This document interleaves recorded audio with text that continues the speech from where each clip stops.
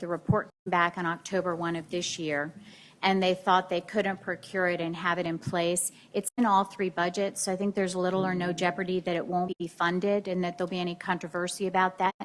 And they, so I think if the Department of Education came back to us with a more detailed plan and said that they needed longer, we would certainly, of course, change that next year.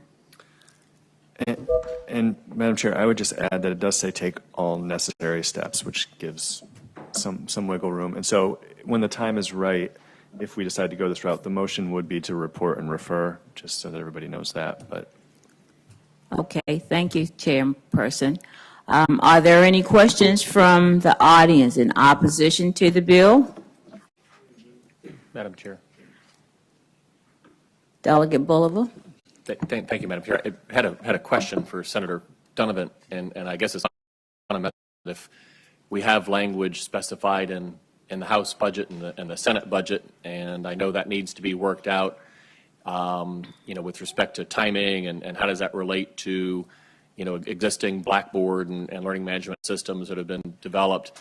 I guess my concern, and I'm just wondering if you share it, is why we would need a separate bill that potentially could make the situation more complicated than it needs to be, and would it be better just to proceed forward with the budget language that we already have? I think that's Madam Chairman, I think that's a fair question from Delegate Boulevard. I will tell him that the historical context here is it required me bringing this bill many years, well, 3 years, to get that language in those budgets. So I think that there's, you get on a track to succeed on a project. I'm really excited. We have it in all three projects this year. I'd love to have the bill, but you're right, it's probably not integral. I don't think it's in conflict, but I think that this is going to happen, and I'm really excited about that. I hope it'll be a pleasure of the committee to pass the bill, but I certainly understand your insight. Delegate Bagby. Madam Chair, have we already asked for individuals in the audience to Not support? yet. Okay, I'll wait. Okay. Are there any individuals in the audience in support of the legislation? In opposition to the legislation? Move to report and refer. We have a motion to report and refer Senate Bill 366. The clerk will open the roll. Members may cast their vote. Senate Bill 366 is reported and referred to appropriations with a vote of 15-2. Thank you so much, Madam Chairman and members of the committee. Thank you, Senator Donovan. You may continue, Delegate. Thank you, Madam Chair. Madam Chair, next up are two bills from Senator Barker. First is Senate Bill 238. This subcommittee recommended reporting 8-0. It establishes full-time kindergarten across the state starting in July 1, 2022. I just want to note for the committee that there are only two school systems that don't have full-time kindergarten, and they will both have full-time kindergarten by then. And this bill is seen really, in some ways, and the senator can correct me if I'm wrong, but it's to prevent backsliding in a lot of ways, to ensure that school systems maintain full-time kindergarten. And so we recommended reporting 8-0, and I so move. Thank you. Senator Barker, do you have anything to add? I'll be answering the question, President. Okay. Are there any questions from the members of the committee? Hearing none. Are there anyone in the audience in support or opposition to the bill? Very good. We have a motion to report. The clerk will open the roll. Members may cast their vote. Senate Bill 238 reports at a vote of 14-3. The clerk may close the roll. Next up, Madam Chair, is Senator Barker's SB 323, which requires the Board of Education in establishing high school graduation requirements to permit a student who is pursuing an advanced diploma and whose IEP specifies a credit accommodation for world language to substitute 2 standard units of credit in computer science for 2 standard units of credit in world language. The bill provides that for any student electing to substitute a credit in computer science for credit in world language, his or her school counselor must provide notice to the student and parent or guardian of possible impacts related to college requirements. The subcommittee recommended reporting 6-2. Thank you, Mr. Chair. Are there questions from the committee? Delegate Rasul. Thank you, Madam Chair. Just speaking to the bill, Madam Chair. Go right ahead, Delegate. Thank you, Madam Chair. I just wanted to explain my no vote because it has nothing to do with the senator coaching the Senate basketball team. He did an excellent job, by the way. 39 minutes and 59 seconds We're great, right? That last second was tough. While I really do appreciate the flexibility trying to inject into the process here, because certainly we all know all of the mandates that we send down make things difficult on our localities, and I think that this bill is probably going to pass today for sure. I always I feel like sometimes we have taken the focus away from some of our liberal arts, some of our languages, and I've really struggled with that over time, and so I've kind of consistently voted against some of these bills. So that's my comment, Madam Chair. I hope that over time the committee will keep some of that in mind, because I think that these are important additions to our education process. Thank you, Madam Chair. Are there any other questions? Delegate Superman? Yes, Madam Chair, speaking to the bill. Go right ahead. So I appreciate this bill as well. I want to explain my no vote as well. I think everyone should take computer science classes. And I also think that I have trouble equating computer science with foreign language. We heard testimony in this committee along those lines. I think foreign language is more than just, is a much different undertaking than programming. I'd love to explore more, the option of seeing what we can do for kids who have trouble with fulfilling that requirement, maybe even just a waiver of some sort. I don't know, but I just wanted to explain that. That was my reason for opposition. Thank you, Delegate. Delegate Davis. Yes, ma'am. I'd said most of my piece during the subcommittee, so I won't repeat it here. But one thing I just would like to say for those in full committee in this bill, it doesn't, foreign language is not a computer science or vice versa. It's not meant to be. What this is meant to do is provide those that learn a little differently to be able to substitute advanced classes for things that they may excel in for somewhat advanced classes in a language that they do not excel in because of the way their brain works. That's all this is meant to do. We're not meant to provide a precedent that foreign language is coding or et cetera. If most of us had our way, we'd allow it to be substituted with almost any other advanced scenario. But I appreciate what the senator's doing, because I think ultimately what education is about is letting everyone reach their full potential, and this gets us a little bit further. Thank you, Madam Chairman. Thank you. Delegate Van Valkenburg. Madam Chair, I'm sorry, I've got to respond to the delegate's remarks.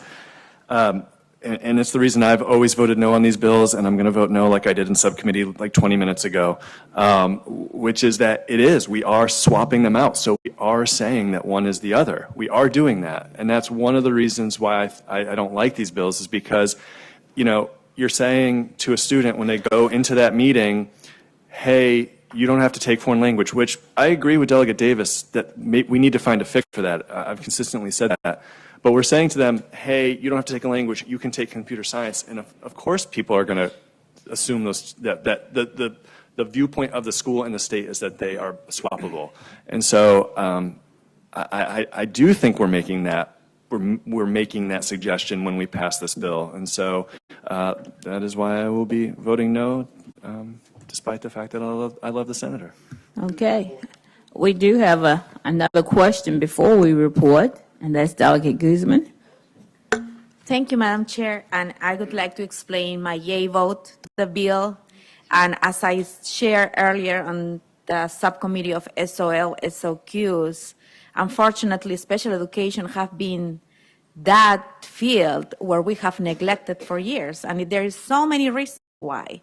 So depriving the opportunity for a child with an IEP to graduate to an advanced diploma, I think it's unfair. Your brain processes things differently. And while a child could excel, I mean, like Delegate Davis mentioned it, I think it's very, I'm supportive of the bill because it will allow the child to graduate with an advanced diploma, recognizing that it could succeed and it deserves the opportunity to just graduate with an advanced diploma, which for many years, many students with IEP have only graduated with a standard diploma, and then they have to face the consequences when they have to go to college and then, being in a disadvantage with their peers while they are extremely brilliant and intelligent, Madam Chair. Thank you.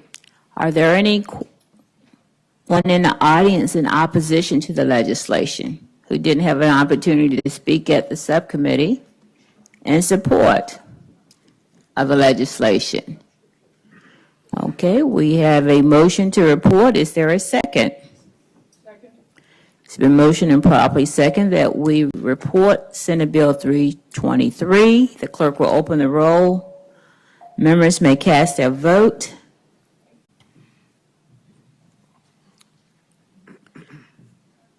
Senate Bill 323 reports at a vote of 11-6. The clerk may close the roll. Thank you very much. All right, next up, Madam Chair, is Senate Bill 392, and there was a technical amendment, so I would move that amendment. Been motioned and properly second that we accept the amendment. All in favor, use the vote and sign aye. Aye. Nay opposed, motion is carried. The bill is before us. Thank you, Madam Chair. Madam Chair, this bill is now in the same posture as House Bill 797, which we reported 22-0, and the House voted on 99-0, and it relates to parental notification of lead testing, and so I move to report. Is there a second? Okay, this is a bill to report and refer. Refer. Okay, are there any questions? Any members in the audience in opposition or support? Hearing none, we have a motion to report and refer. Members may vote. Senate Bill 392 is reported and referred to appropriations with a vote of 8-0. The clerk may close the roll.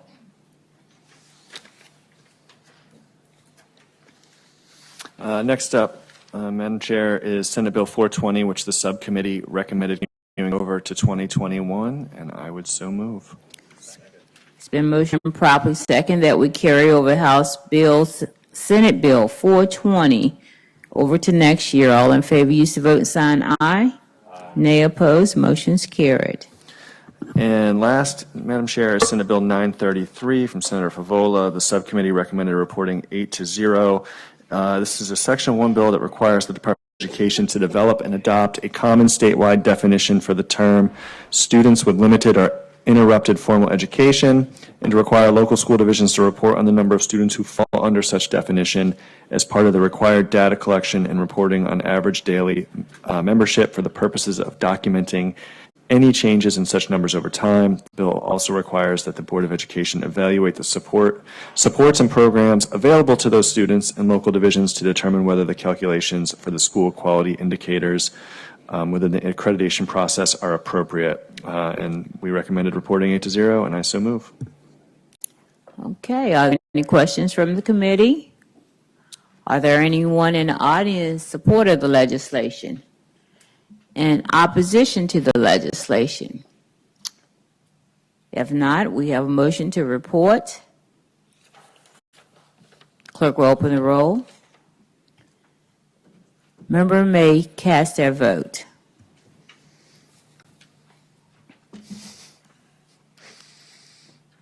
Senate Bill 933 reports with a vote of 16-2. The clerk will close the roll. And Madam Chair, that completes my report. Okay, thank you, Delegate Van Valkenburg. I think we had one more bill, and I don't see Senator Vogel. She's out there? Okay.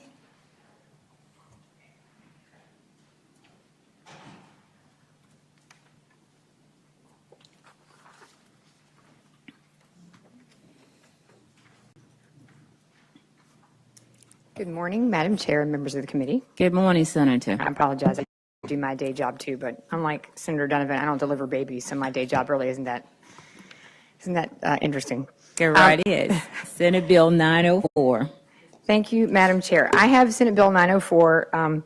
This is legislation that comes to me and to you as a result of a broad coalition of people that many of you I know have heard from in your communities, and it's the Decoding Dyslexia families and organizations, and then lots of people outside of Decoding Dyslexia. And I meet with them in the off year, and they have lots of ideas, lots of pieces of legislation that could be pieces of legislation. And I worked for the whole, I guess, off year, trying to come up with some solutions to a lot of challenges that they face. And so what you have in front of you is one of those solutions. And I know there isn't a perfect solution, but what they are hoping for is increased dialogue and to try to I think, bridge the gap between some of the legislation that we've already introduced, where that legislation ended, and then where we pick up now with the latest reliable research and the ongoing dialogue that they would wish to have with higher education and stakeholders groups, and what sort of our good science-based information is and what that dialogue could mean with serving as a catalyst for better information that could then be pushed down that would really impact in a meaningful way our young learners and literacy. So what this bill does is it creates that kind of a coalition that's sort of underneath SHEV, and it would be a stakeholders group, and it would meet 2 times a year, and they would kind of talk about best practices, allow opportunities for testimony, and it's just that simple. And I know that Delegate Keene, who is... Madam Chair. Delegate Rasul. Had some suggestions. Thank you, Madam Chair. I would ask the council to report Delegate Keem's suggested amendments to Senate Bill 904. Unfortunately, he is presenting a bill, but on his way in here momentarily. Thank you, Madam Chair. Delegate Rasul. So this would be a substitute. It's fairly short, so I can just read it. The State Council of Higher Education, maybe I should suspend the... We're all speaking on your behalf, Delegate Keene. Okay, Delegate King. Who says you can't be 2 places at one time? Yeah, thank you. I just got my bill killed in the Senate. Oh, come on. It's all right. Well, Madam Chair, and I really thank you for the indulgence. Senator Vogel was unable to make our last higher education meeting, and so we thank you, Madam Chair, for holding this at the full committee level. I had some conversations with some of the stakeholders, Chev and higher education. It's a good idea for us to study dyslexia, and that's something I've supported, and many of us have. I think the way the bill has been drafted, though, just adds a little bit of a fiscal concern because you have to create a stakeholder process. And my understanding is that Chev is able and willing to do this work with just a little bit of guidance from us. And so the amendment that I was going to offer, and I'm not sure if somebody's already done so, but the amendment I was going to offer would be in concept, because I don't have the language in front of me, but essentially it would take the concept of what we're trying to do, the best practices and the types of studies that we want to have, and ask Chev to report back to us December 1 of this year, a result of the outreach that's done to the higher education committees and the experts. So without doing a stakeholder process, which creates a fiscal impact, and without having this go on too long, would add a deadline to that. So, Ryan, if that's something that makes sense from a council's perspective, of a Section 1 bill, a substitute that basically requires Chev to report back to us, the chairs of the education committees on both chambers, a result of an outreach that they've done with key stakeholders and input from the experts on how we can best manage the best practices. I think that's what we're having in mind. Thank you. May I have a motion to accept the substitute? Okay, he's going to read it. Go right ahead. Thank you, Madam Chair. The substitute would read that the State Council of Higher Education for Virginia, in consultation with such stakeholders as it deems appropriate, shall examine the latest evidence-based methods and approaches to effectively educate public elementary and secondary school students in reading, including multisensory structured language education to instruct students with dyslexia, and the latest reliable research for reading instruction for all public elementary and secondary school students with an emphasis on improving reading instruction to students with dyslexia, and shall report its findings and any recommendations to the chairman of the House Committee on Education and the Senate Committee on Education and Health no later than December 1st, 2020. Thank you. Now may I have a motion to accept? Second. It's been motioned and properly second that we accept the substitute. All in favor, use the voting sign aye. Nay opposed, motion's carried. That was a substitute. Okay. Are there any other questions from the committee? Delegate King? Yeah, Madam Chair, I would just make a motion that we move Senate Bill 904 with a substitute. Okay. Since this was not heard in the subcommittee, are there anyone in the audience in support of the opposition? Hearing none, the clerk will open the roll. Members may cast their vote.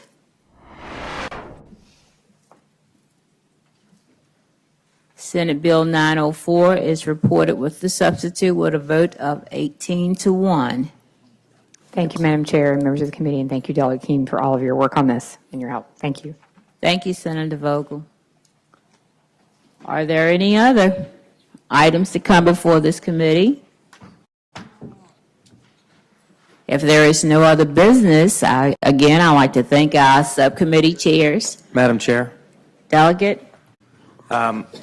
just in case this is our last meeting, I wanted to not only thank you, Madam Chair, but to thank council who has worked this whole session.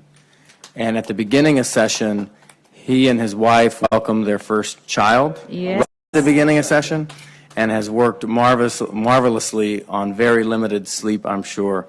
So thank you, Madam Chair, but thank you to Ryan for being such a joy to work with. Yes.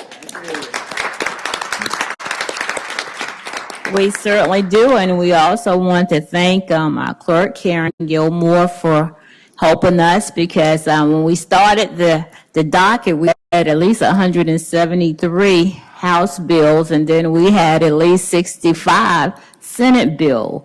And I thank them for their organization and their leadership to help us efficiently move our committee along to complete that long docket. And again, we want to thank all of you in the audience for attending our meeting and for your input. And that's what it's all about, working together in the best interest of our children.